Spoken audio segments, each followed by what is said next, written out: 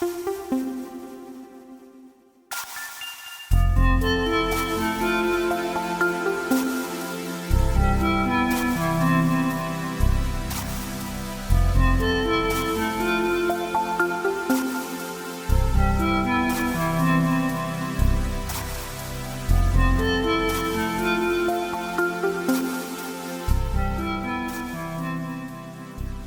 everybody, back at it again. This is the second phase of the home we just completed in Palmyra, New Jersey. As I showed in many of the Facebook and Instagram videos, this floor needed a lot of work. What you're seeing right there is the original color. We did full plank replacement on, I believe it was 22 different planks, which required a lot of work, a lot of repairing of the floor joists. Basically, we had floor planks that were caving in. This house is, like I said, between 90 and 100 years old, so it definitely needed a lot of work in terms of safety and making sure that all of our seams lined up directly over the floor joists in the replacements that we made. One of the biggest challenges that we had to anticipate was the color match that we were going to have to make. We had to make sure that our seams were very tight with the replacements going in. A lot of times, if you see videos online when they do replacements, a lot of times you can pretty much see it as a big gap between where the old planks left off and the new planks are, and we wanted to minimize our seams.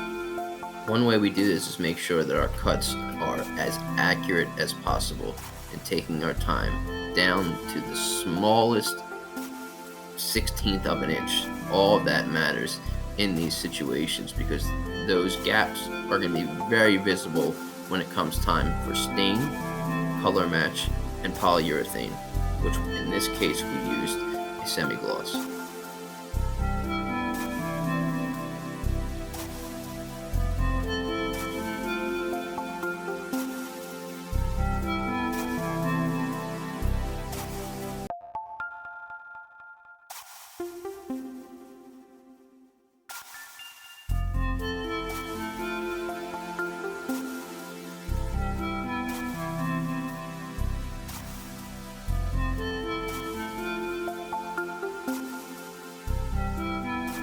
Now in this back section, it was actually plywood. It was almost like a subfloor piece of plywood that was down, so we actually had to do full replacement and put down all new planks in this section. We actually had to do a lot of repairs too to the floor joist. It looked like it was repaired at some point. I don't know if there was an addition adjustment for the basement or something was definitely weird going on, but basically David had gone through and tried to stagger this section to make it look as natural as possible. We had some limitations with the area, but it turned out great after color match.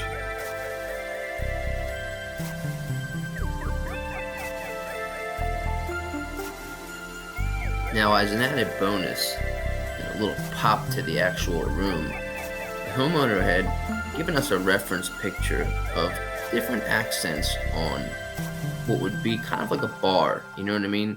A bar top, front, and we kind of thought it'd be a cool idea to take the additional planks that we had and make a delta, you know what I mean?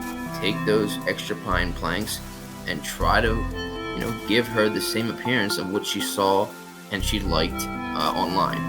And we had a good time doing that as well. It allowed me to kind of blow off steam while, other parts of my crew were working on different parts of the project.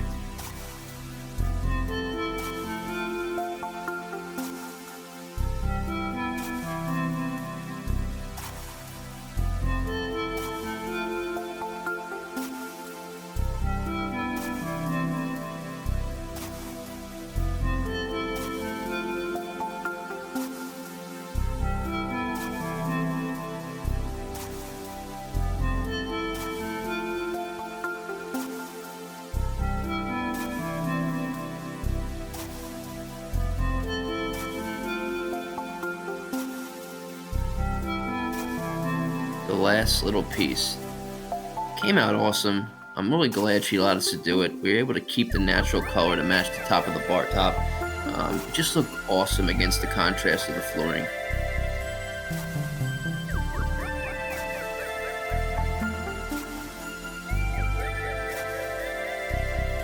Then it was time to sand the floor. We use a traditional drum floor sander, which takes off a lot of material, which is definitely necessary on a floor like this. We usually start with a 24 or 36 grit sandpaper and gradually work our way up, finishing at about an 80.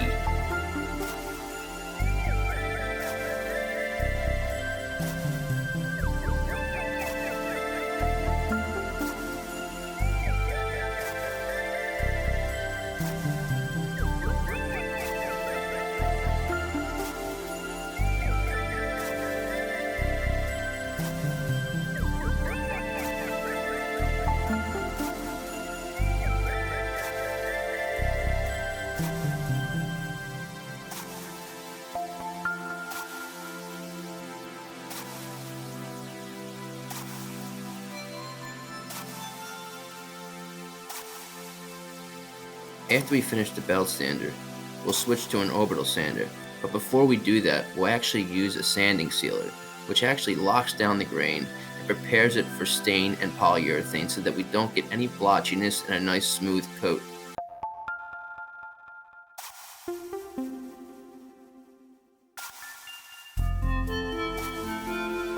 The orbital sander, which you're about to see, is a very valuable part of the flooring process, because it buffs and polishes the floor and gives you that smooth texture that you're looking for in preparation for your stain and polyurethane.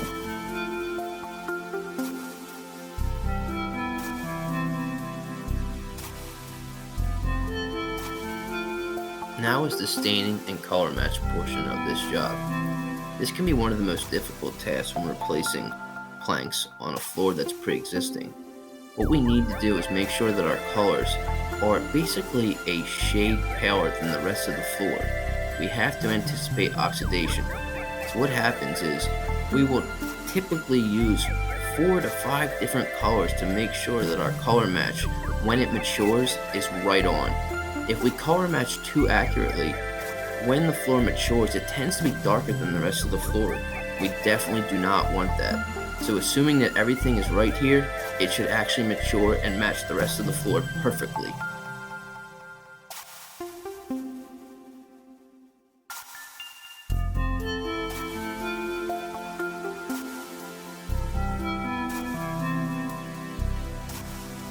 This is a still photo of the floor after the stain process was completed. As you see, the color is pretty close here. I'm very happy with the way it turned out. Definitely was not easy, but it looks great. The final step is adding the polyurethane. When we do our polyurethane application, we use an 18-inch T-bar and a Nylofoam cover. We've gotten the best results with this, and we continue to use this.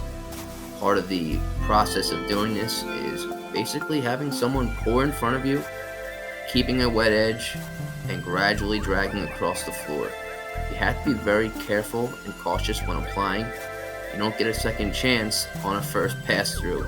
You're going to have to wait if you make a mistake. And a lot of times you don't want to have to re-sand, so you should definitely take your time.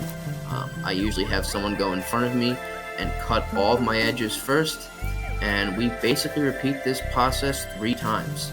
And with the polyurethane that we use, we've gotten great results every time. And in a short while, you'll get to see the finished product. So to briefly recap, we've gone from a floor that looked like this, needing a lot of work, needing a lot of fills, a lot of replacements, to essentially being able to recreate an entire look of the floor. And wow, we're very happy with the way these turned out. We had a really good time doing it. Thank you guys for watching the video. Keep your eye out for more content. This is Colonial Concepts and Design, and this is Michael. Thank you for watching.